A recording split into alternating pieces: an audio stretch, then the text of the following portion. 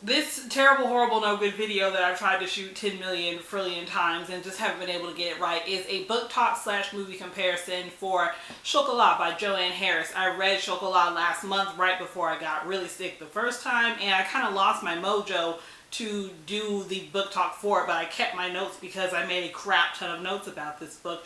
Sara over at Crawfordreads has actually been really interested to see me do this video, so you know what, Sara, this is for you. The book was published in 1999, and it's a story of a woman named Vianne and her daughter Anouk, who live kind of in France, kind of everywhere else. They're a little bit like citizens of the world because they move around so much, going from place to place.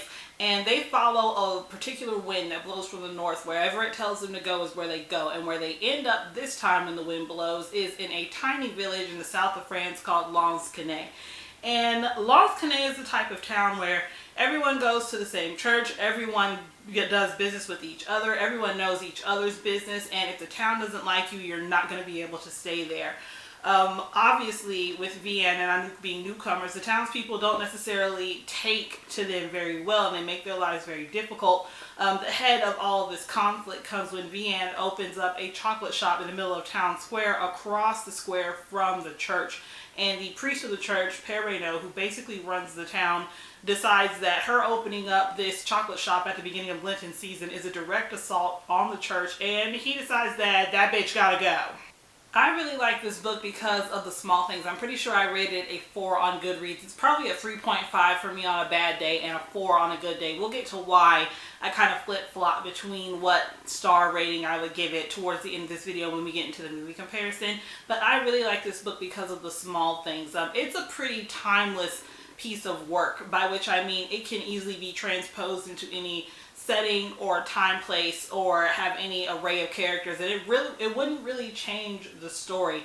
The book is actually set in the late 90s / early 2000s, but it could just have easily have happened in 1940 or 1975. It could just as easily have happened in the southern United States or in central Andalusian Spain or in, I don't know, rural China. For that matter. It's just it's really easy to imagine this book happening anywhere, any place. And the town that Vianne actually comes to settle in reminds me a lot of the town where my grandma grew up in the 1930s here in South Carolina. Another thing that I really liked about the book is that there's magic in this book, but it's practical magic. It's superstitious magic. It's not the waving of wands and brewing potions and, you know, collect me 8 bat wings and some frogs and I'm gonna whoop you up something. It's throwing salt over your shoulder when you feel like you've broken a window or glass or whatever it is that brings people bad luck. It's forking your fingers off to ward off bad omens and bad spirits.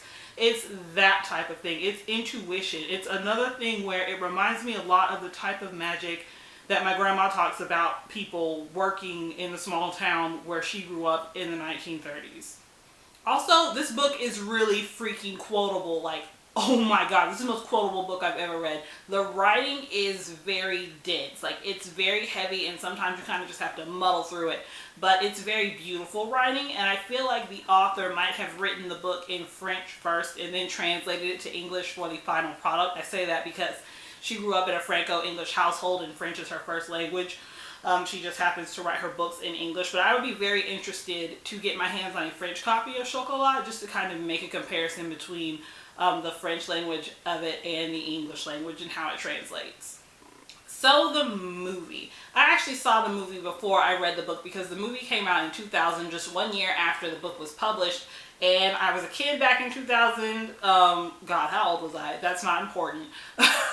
Either way, I saw the movie first and it's one of my favorite movies. So I figured, hey, it's February. The movie is romantic. Why don't I read the book? Because I got it for $2 at a book sale like a year and a half, maybe 2 years ago, and I just hadn't read it. Do not pick this book up looking for a romance read. It's not a romance read. The movie is a romantic movie, but the book is more like magical realism. They also changed a few things to make the movie and made it a little bit different from the book. Like, for example, like I said, the book is set in the late 90s / early 2000s, and the movie actually takes place in 1959. It doesn't really matter because, like I said earlier, the book is really timeless, and it can take place at any point in time, and it won't really affect the nature of the story. That's just one thing that they changed. Another thing that they changed is the character that Johnny Depp plays in the book, or in the movie. His name is Rue. He's redheaded, and in the book he's from Marseille, which is the city in the south of France. But in the movie they made him Irish. I don't really know why they made him Irish. It doesn't really affect the character one way or the other. But there you go. I'm not complaining though, because redheaded Irish Johnny Depp, yes. Another thing that they changed in the book that didn't really have much bearing on the characters is that they made most of the characters a little bit older than they should have been. In the book, Anouk is 6, and Vianne, if you do the math, is probably in her mid to late 20s. In the movie, Vianne is probably in her mid 30s, and Anouk is like 11 or 12. Everyone's a little bit older than they should be, except for the character of Armand, who is the old lady that lives on the outside of town, and her grandson. They're both about 10 years younger than they ought to be. Another thing that they changed for the movie is that they split the character of Père Reynaud into two characters. The first character is Père Henri, who is the priest of the church. He's very young, just out of seminary school. He's only been with the town church for about 6 weeks or so. And then there's Count Reynaud, who is the mayor of the town.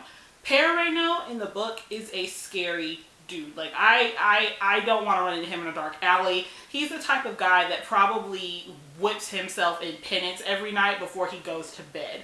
Of the two characters that he got split into for the movie, Count Reynaud is probably the closest to Père Reynaud from the book, but Count Reynaud is more of a strict traditionalist and not a religious zealot.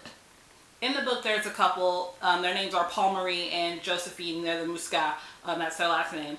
And they have a very violent, volatile relationship, basically because Paul Marie is an abuser, and he beats his wife, and he emotionally manipulates her. He financially manipulates their entire situation, basically makes it to where she's hopeless, she's powerless to leave him, and he ruins her self-esteem, just ruins her as a human being. And their relationship is handled completely differently in the movie than it is in the book. You kind of arrive at the same end, but they get there differently. In the book, Père Reynaud is fully aware of the fact that Paul Marie beats his wife and just treats her terribly. He is an all-around terrible human being, but he's more concerned with the superficial sanctity of marriage, being that everyone in the town is Catholic and they don't believe in divorce, and he feels like it doesn't matter that he beats her. She should stay with him because she took those vows, and you don't break your vows to God. But more than him being more concerned with the superficial sanctity of the marriage vow, he wants to keep Paul Marie on a leash. He fully recognizes that Paul Marie is a brute. Like, he's not very bright, but he's very strong and he's very violent. And if you tempt him the right way, he'll beat up basically whoever you want him to. And Père Reynaud keeps him on this leash just in case he ever needs to let him go and use that brutality for his own means. Basically, if he ever needs to use Paul Marie to rough someone up so that he can keep his hold on the town. In the movie, Count Reynaud has no idea any of this is going on, and when it's brought to his attention that, hey, she left him because he hits her, he is furious in a very quiet way. It's more like silent outrage, like, oh my gosh, how dare you have me looking like a fool running up in here trying to convince your wife to go back to you, and you didn't disclose the whole story.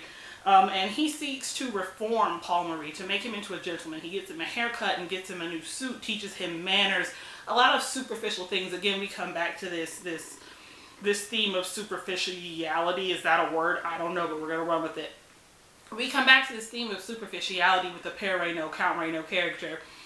And everything he does, while it changes Paul Marie on the outside, it doesn't change him at all on the inside. He's still a bad person, even if he looks a little better and he knows how to hold his fork the right way. So in the end, it still doesn't really work out properly. Not the way that Père Reynaud / Count Reynaud wants. All that being said, I do like the ending of the movie a lot better than the ending of the book, and this is why. If you look at the cover of this book, this is a movie cover. There's Johnny Depp as Rue, there's Juliette Binoche as Vianne. You can tell from the cover that these two are going to hook up. Like, it's going to happen. There's no way around it. It's just going to happen. But I like the way it was handled in the movie because it happens towards the end a lot better than I like how it was handled in the book. In the movie, there's a lot of underlying sexual tension and chemistry and just great body language between Rue and Vianne that you can actually see and you can feel, and you don't really get that sense from the book. So when it happens in the movie, it makes sense. Like, it's still a little bit weird, but it actually makes sense. Unlike in the book, where Vianne actively has no interest in pursuing Rue, which is not to say that you have to have active interest in everyone you decide to sleep with, blah, blah, blah. But she has no active interest in pursuing him or anything with him. She knows he's with someone else. She knows that he belongs with that other person, and that it all boils down to the fact for me that there was really no point, because there was no chemistry and there was no underlying sexual tension and there was just no real attraction between the two of them. Also, it's not cool to sleep with your homegirl's man. I just feel like in the book, the fact that there was nothing there, no precursor, no lead up, no build up at all to them having any kind of sexual relationship, it took away from the poignancy of the book. Like, the book would have ended on a much better note for me if Vianne had just been trying to wrestle with, should I or should I not stay in Lansquenet? Not, should I or should I not stay in Lansquenet because it's going to be hella awkward now that I've slept with Rue. It just took away from the power of the book to me. I don't know. That's it. All that being said, I would definitely recommend you watch the movie and read the book, because the book, even though I did not personally like the ending or how it was handled, was very good. All of that I really wouldn't consider a spoiler anyway, because it's pretty cut out and dry from the cover of the book that those two are going to have sex. Watch the book, watch the movie, read the book, figure out which one you like better. I like the movie, but I don't hate the book. I don't know if I'm going to continue reading the other book in the series. Right now it's a duology and there's just one continuation of this. This was kind of enough for me. Like I said, the ending kind of put me off and I don't really care to follow up on that storyline, but it was a beautifully written piece. What I would really like to see is an updated version of the movie with Quvenzhané Wallis as Anouk and Lupita Nyong'o as Vianne, because that would just be words, they fail me. If you guys have read this book or watched this movie and you have opinions on it, you have thoughts on it, you want to comment on anything that I have to say, please leave me a note down in the box below. In the meantime, you will also find links to this book, to my review of it on Book-Monger, to all my other social media places, things, whatever, the other places that I like to hang out on the internet. You should totally follow me because I'm really cool. I don't know. That's it for me. If you guys enjoyed this, hit that like. If you like me, hit that subscribe button. I'm going to do a lot of talking whether or not you hit the subscribe button, so you might as well be here for it. I'm going to go because I'm rambling and it's St. Patrick's Day and I'm supposed to hang out with my friends tonight, so I need to go, beat this face. See y'all later. Bye.